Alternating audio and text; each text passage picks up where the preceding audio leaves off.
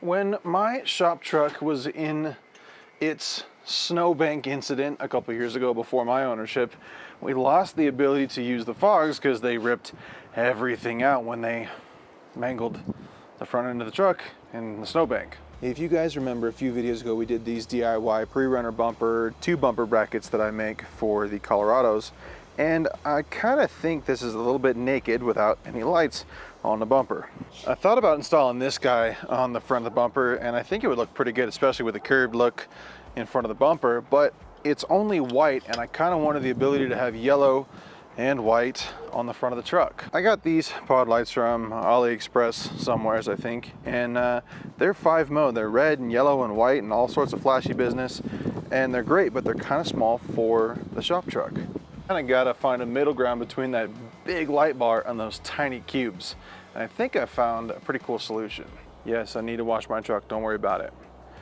These lights are from LED Colight, and they have a massive yellow fog in the bottom here and a really clear, clean, tiny spot of white on the top. So I reached out to them and said, hey, what do you got for my situation? I don't want anything massive and I don't want anything super tiny because it's going on this little tube bumper here. And they said, well, these lights here are kind of our favorite ones right now that we're promoting, and we'd be happy to send you a set for you to put on your truck and test out. So I agreed, and that's why you're watching this video. I warned LED Colight that I'm not gonna lie and tell you guys that they're great lights if they're not.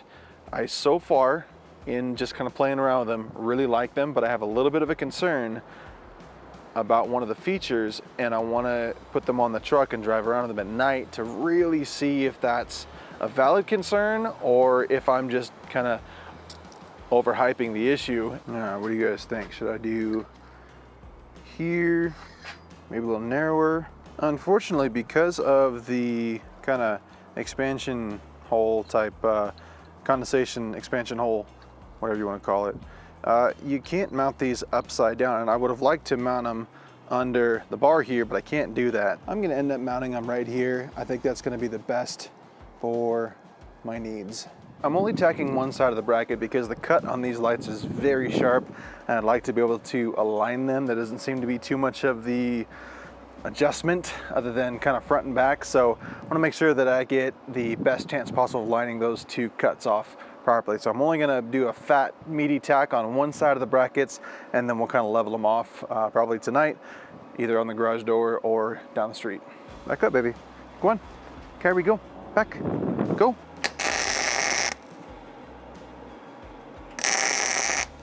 Even if I got these tabs wrong, the lights kind of scooch back and forth, so it's kind of nice to be able to adjust it even though if your tabs aren't quite right.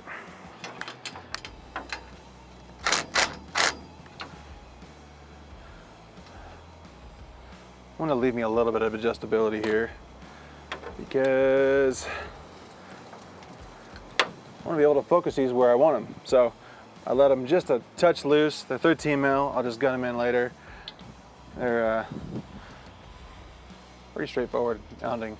Let's go on to wiring. Well, this wire harness, it does look a little bit scary and daunting, but when I unraveled it, it's actually really genius and really simple how they made this. Basically, the on and offs go into the cab. Thank you. The switch pod here is nice and small. You got 2 buttons for each color. This did not come with any terminals, just loose ends. So what I did is I crimped on some female wire connectors to match the spade connectors on the lights. But you've got 2 leads going out to your lights. You've got nice power and ground going to the battery, and 2 really nice common relays. If they ever fail, you can just replace them. Really kind of convenient the way they did all this harness. So it's all wadded up right now, but don't be scared of it. It's actually a really clean harness. I guess first step, we'll just set our relays over here, and I'll separate our in-cab wiring. Maybe hang that over the mirror for right now. Find a hole notch here. I'll feed these wires through here only about as much as I need. We'll zip tie this all up later.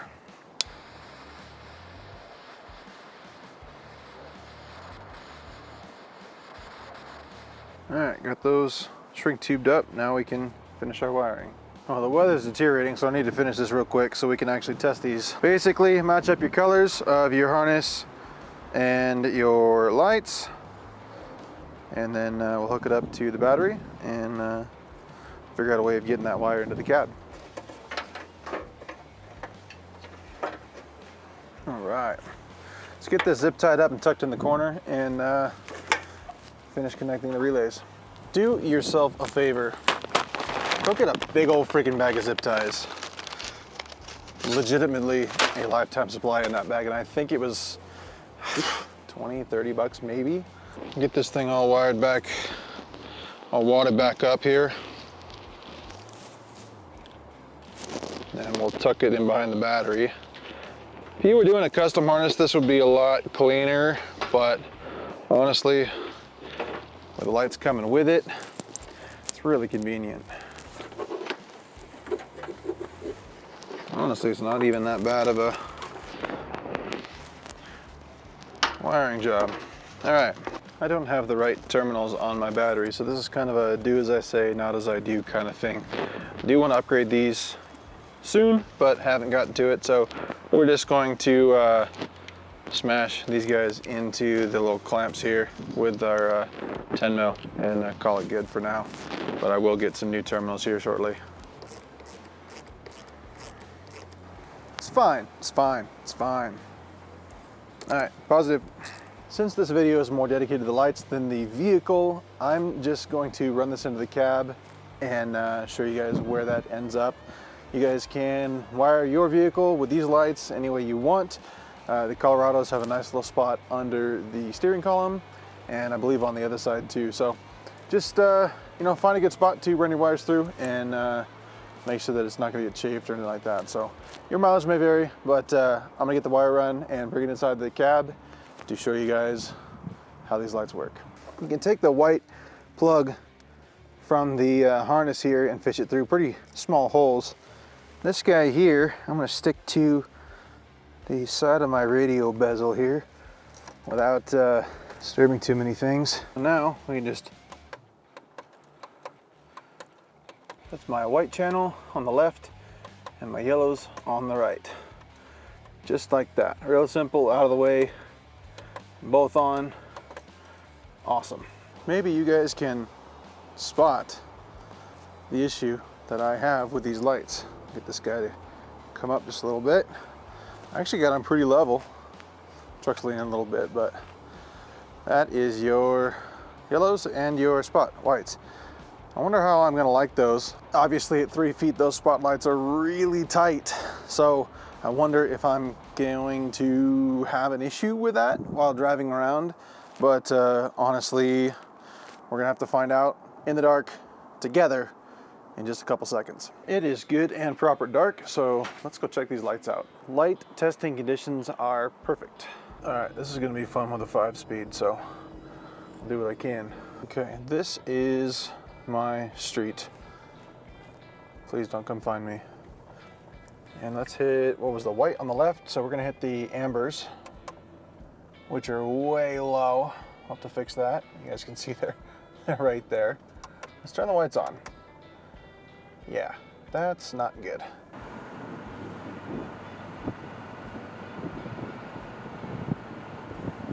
What do you guys think? Right there? Right there. That's a little better. That stop sign right there is about, probably not quite 500 yards, maybe.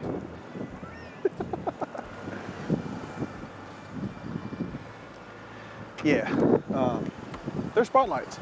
In doing this, I realized my headlights are super high, or at least the driver's side one's all jacked up, but you guys can see those two little yellow lights are my neighbor next door across the street.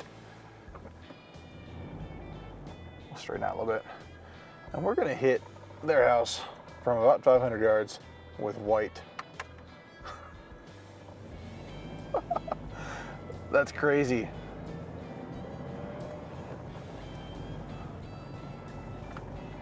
So I don't know how much I'd use the whites on this thing, but The ambers are freaking awesome. I really dig the ambers. Yellow or whatever you want to call it. All right, so final thoughts. Yellow, love it. Super nice, super wide, super bright. I mean, they are very bright right now. But the white, while bright, is, I don't know, one car's width at 100 yards.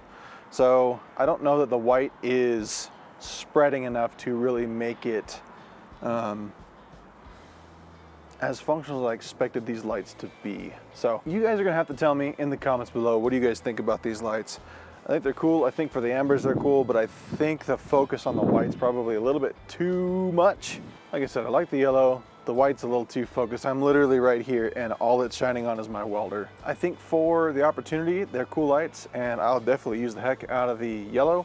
This kind of affiliate marketing, people sending me stuff thing is not new to me, but I'm new to the experience. I'm new to the process and the haggling back and forth in the back end and having these really random companies hit me up. Like one just today was a battery powered air compressor, which I thought was kind of cool, but I'm leery about that one. And so I guess they saw my maxi track video and want to send me a compressor. So I'm looking into it. I'm watching some of the other videos online and I'm not entirely sure that I want to make a video on it. Do you want me to do more videos like this where I'm reviewing somebody else's product? It's cool to get free stuff, but at the same time, I don't want to get junk. And I certainly don't want to waste my time or even your guys' time with making a video that you guys don't even want to watch. So with that, I really appreciate you guys watching, every single one of you guys. Please like the video if you found it helpful, and subscribe to the channel if you like the content you see here. Go check out a couple other videos too while you're at it.